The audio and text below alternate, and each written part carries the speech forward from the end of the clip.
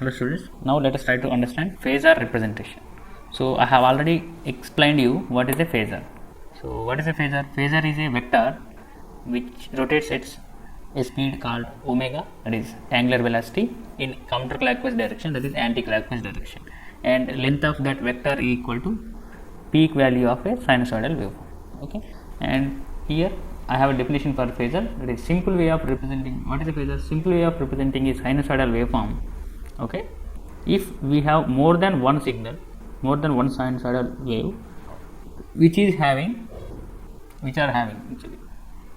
having same frequency, this is important. Okay, so we have different sinusoidal waveforms, we have more than one but having same frequency and having different phase and different amplitude. Okay, so frequency is same for all the sinusoidal signals. Okay, so this is one important thing, then only phasor diagram will be possible. Okay, frequency must be same for individual sinusoidal waveforms, then only phasor representation is possible and it is valid. Okay, so this is one important thing to remember. Okay, there must be same frequency for individual sinusoidal signals to draw phasor representation. Okay, now let us see, we have same frequency but there is a difference in phase. Phase is one new term here, that is given by pi. This is phase difference. Okay, you will come to know what is a phase difference. Okay, so we have two or more sinusoidal waveforms having same frequency but different phase difference and different amplitude. Okay, so amplitude is nothing but length of that phasor, right? Amplitude, peak value.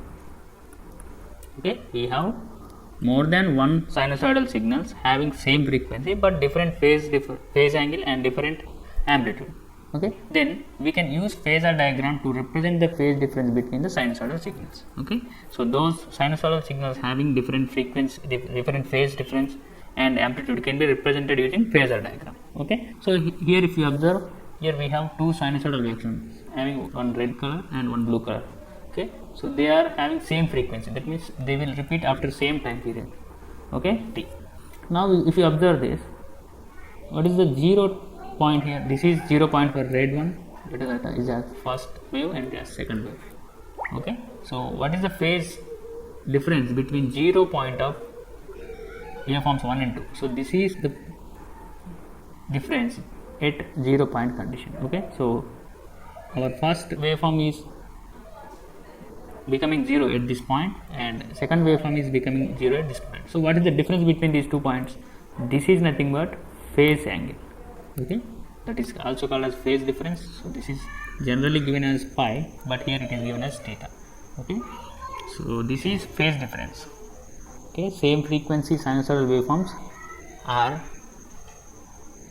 being apart by an angle, that is called phase difference.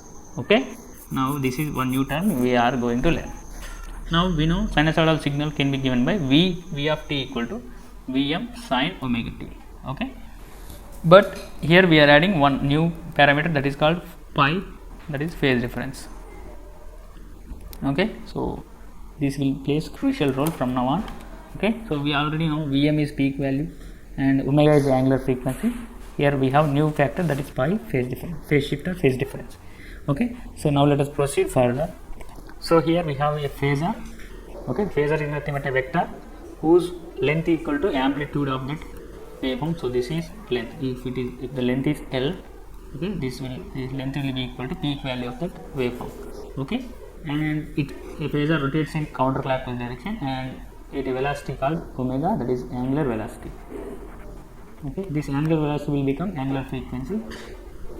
Okay, omega, that is nothing but angular frequency is 2 pi f.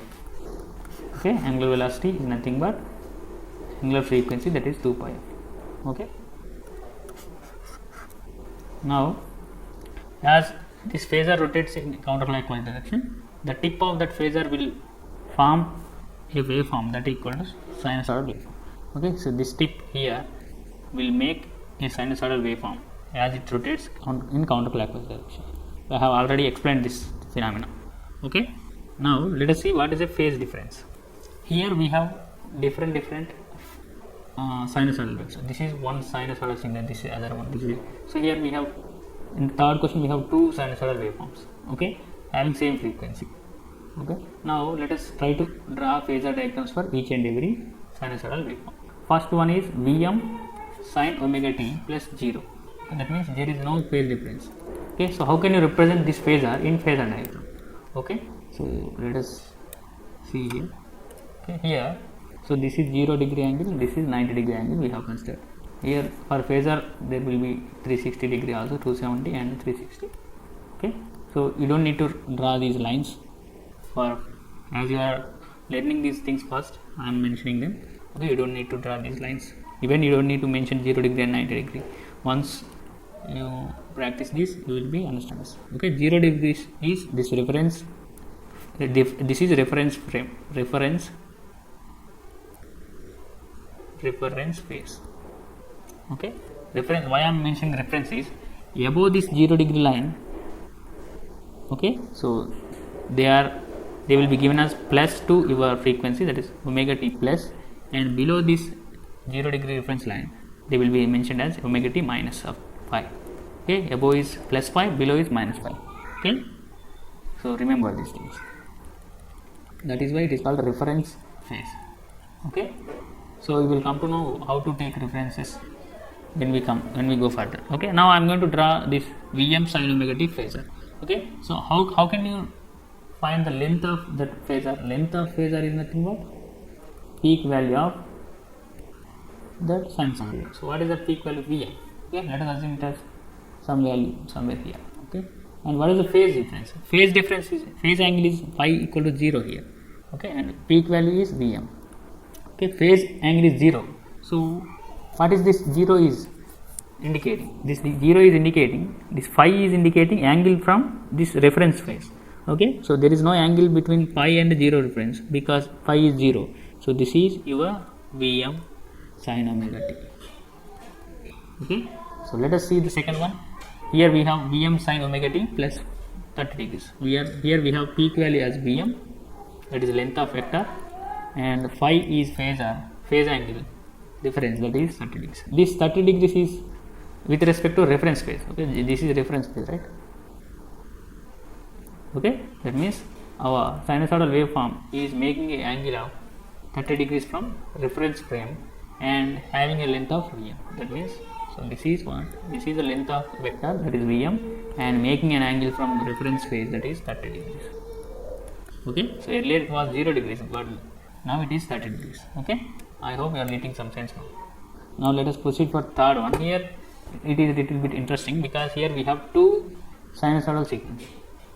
One is having Vm equal to 5 volts and phase angle is 10 degrees. Second one is having Vm equal to 10 volts and phase angle is 30 degrees. Now we need to draw these two phasors. Okay, I am changing the colors for two. First I am using green for first one, okay, and red for second one. Okay, so here we need to draw two vectors having one as length as phi. Okay, this peak value will indicate the length of the vector. So I am taking the 5 volts vector. So this is our 5 volts vector making an angle of, what is the angle? Phase angle here 10 degrees. It is making 10 degrees with reference phase angle. This is 5 volts. Now we need to draw second phasor, that is having length of 10 volts, that is double the value of first one. Okay, and it is making an angle of 30 degrees. Okay, so that will be like this.